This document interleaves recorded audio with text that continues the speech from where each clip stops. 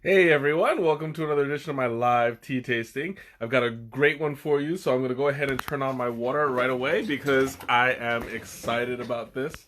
This is a tea I've not had before. I've had a version of it, but it's been a while since I've done an oolong. So I'm going to go today with TheCommuni-Tea. Oh, there we go. It looks a little blurry to me, but trust me, that's what it says. TheCommuni-Tea. Uh, so I'm going to talk a little bit about oolongs in general because researching this one, I actually came up with a few. Hey Ma, welcome. I came up with a few interesting facts, and I am like thrilled to talk about them. Um, but first things first, this tea Kuan Yin is traditionally when it's produced, they make it with orchid. I don't I don't know how much to talk about before I actually talk about the process itself. So I'm just gonna leave it at that. But this is one of my favorite kinds of oolongs. It's usually super smooth, and really. Did my Okay, yeah. Just wanted to make sure that the kettle was going because I didn't hear anything, and I was like, okay, well, if here I am talking and there's no heat, it's kind of just a waste of time. But thankfully, I was able to take a look at there it is. All right, so anyway, I'm doing Tea Kuan Yin today, and there was a couple of things that I've discovered. Well, not really discovered, but I learned about while researching the way that it's made, and it's very interesting. Oolongs in general, but specifically the Tea Kuan Yin, can take between 8 and 10 steps to produce, to ionize. It's one of the longest. It's one of the longest processes in tea because of each step, and they take their oolong production seriously. So oolongs generally come from either Fujian, China, which is where this particular one came from. It also comes from other oolongs come from Taiwan. So I mean, I know I've mentioned it before, but for those of you who are just still learning about this thing, um, oolongs are processed so that they're in between green teas and black teas. So you're gonna have a little bit of a darker flavor than an oolong. I mean, sorry, than a green tea, uh, but a lighter, more vegetal taste when it comes to a black tea. So I'm gonna go ahead and I'm gonna wait until my water is done. I'm not going to brew it on a full 212 degrees because this is not a complete black tea. I'm gonna do it at about 200 because it's oxidized to be a little bit stronger than a green tea, but not strong enough to be a black. So I'm gonna still steep it for 5 minutes, but I'm gonna keep the temperature slightly lower, and that at about 200 degrees. That 12 degrees does make a difference. I'm going to follow that instruction instead. Oolongs, if they are tightly wound, they can take the heat up to 212 degrees. But in this case, I'm not familiar with this particular brand, so I don't want to risk over steeping. I'm just going to leave it. I'm going to play it safe there for this one. So first thing I'm going to do is I'm going to take a little bit of this out, and I'll show you what it looks like. Did it pop? Yeah, it popped. Okay, so I'm going to, before I pour it out, I'm going to show you guys what the tea looks like. It's very tightly wound. I can get a better specimen. There we go. This one's nice and big. Now you can see the leaf. They roll it and roll it and roll it really super tight. The leaves are really, really big, so I'm expecting to see a lot of unfurling. You're going to see a huge difference when it comes to the before and after. So in this case, it's not going to look like much. I'll show you how much I'm putting in. But you see, it's all the way down there. You know how I like my my tea kind of strong? This one, I'm not really trying to show you guys. Yeah, there's too much reflection. But you can see it's like super duper low. I just put 1 teaspoon in it. And you're gonna see that the flavor is going to come out, and once the tea starts unfurling, it's gonna be the size is gonna make a huge difference. Okay, so I'm gonna go ahead. Karel, welcome. Haven't seen you in a while, man. So I'm gonna go ahead and pour the water out, and I'm going to steep it for the full 5 minutes. Generally, they ask that you steep it for about 3 at the very least, like between 3 and 5. And if this is a really good quality tea, you'll get a few steeps out of it. Whenever I do milk oolong or jade oolong, I get like about maybe 4 good cups out of it before the before it starts to oversteep. But you have to know how to do it just right. Otherwise, you can mess it up on the third cup, and then you kind of like lose out. So while my 5 minutes are going, I'm going to talk a little bit about the processing. Now, this, as I mentioned before, it could take between 8 and 12 steps. I wasn't able to find a list of 12 steps, and I really wanted to get Alba, welcome. I really wanted to get all 12 steps for you guys, but unfortunately, I was not able to find it. But I will talk about the processes blah, and stuff. Okay, so it starts with the picking. Now, picking the leaves is very important. You're going to want to have a high quality leaf. It's going to be on a stem with 3 leaves. I talked about that before with the white teas.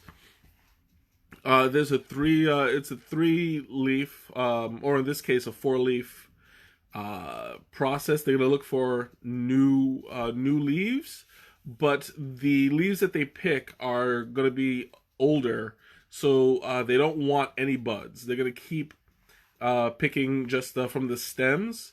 You're gonna have the stem and 3 leaves that's actually gonna look something like this, if that makes sense. And that's really hard on the wrist.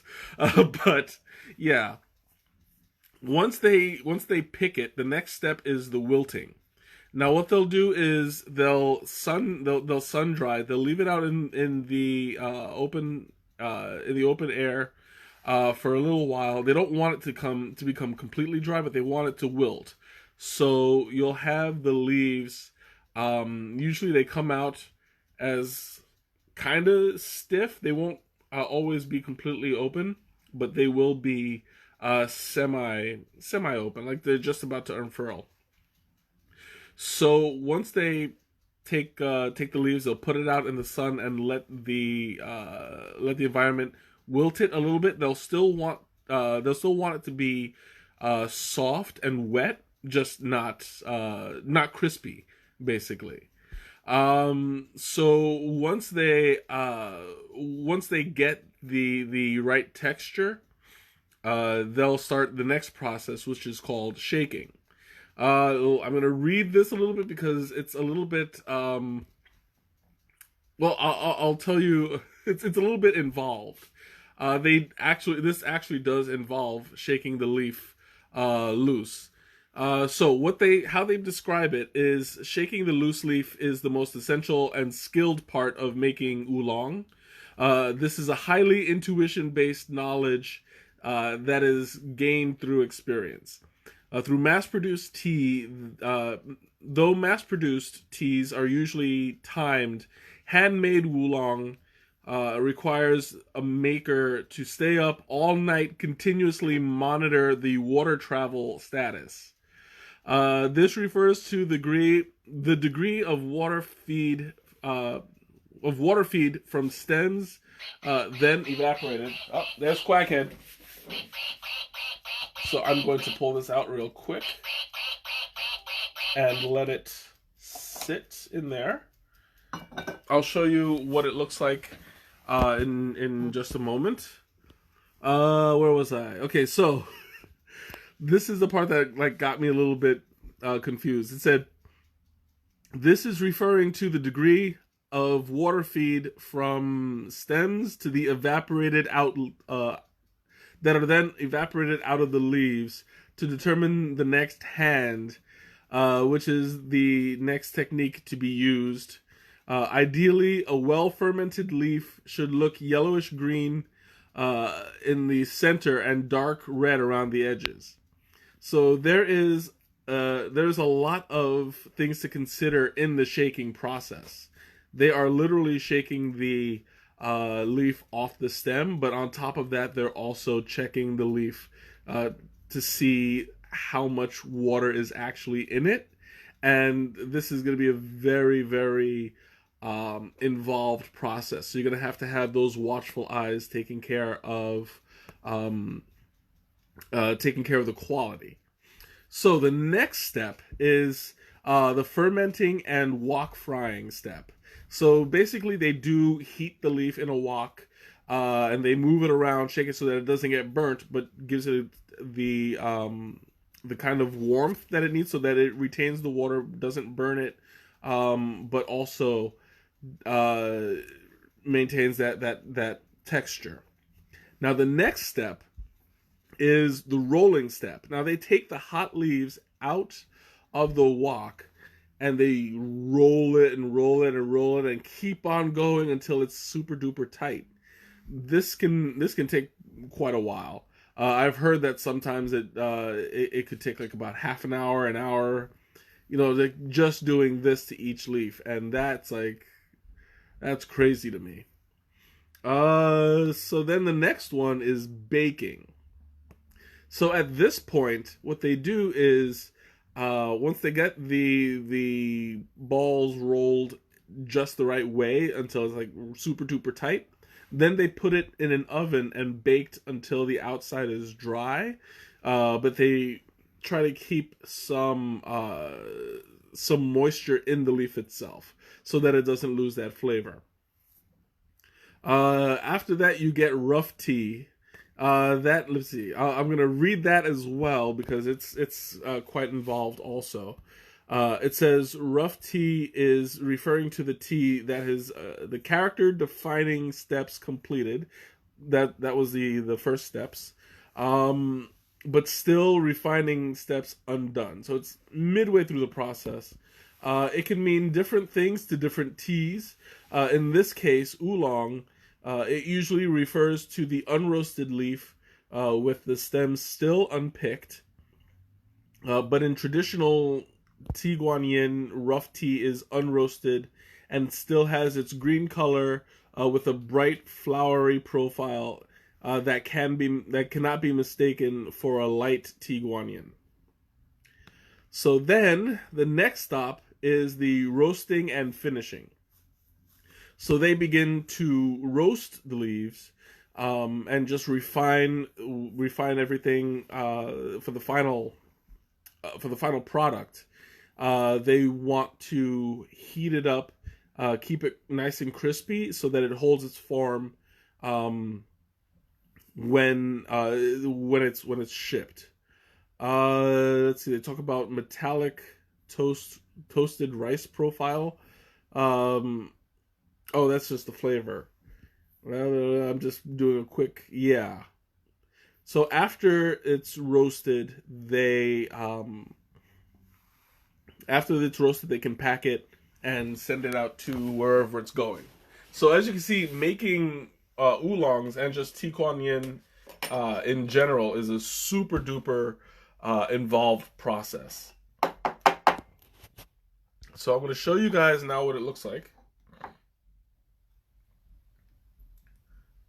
It's just, you know what? I'm going to leave that there for just a moment because it's It's dripping, like really, really bad. So I'll leave that in there for now. I'll show you guys in a few minutes. I'm just gonna pour some of this out because tea guanyin is just amazing. Ooh, I spilled a little bit. You can see it's got a very light color, almost clear but not quite. There we go. Hey guys, all right, I just got a message. I'm not sure if you're seeing this.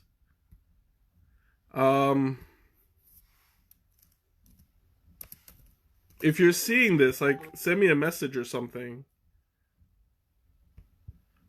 Yeah, it's telling me that I'm not seeing the comments.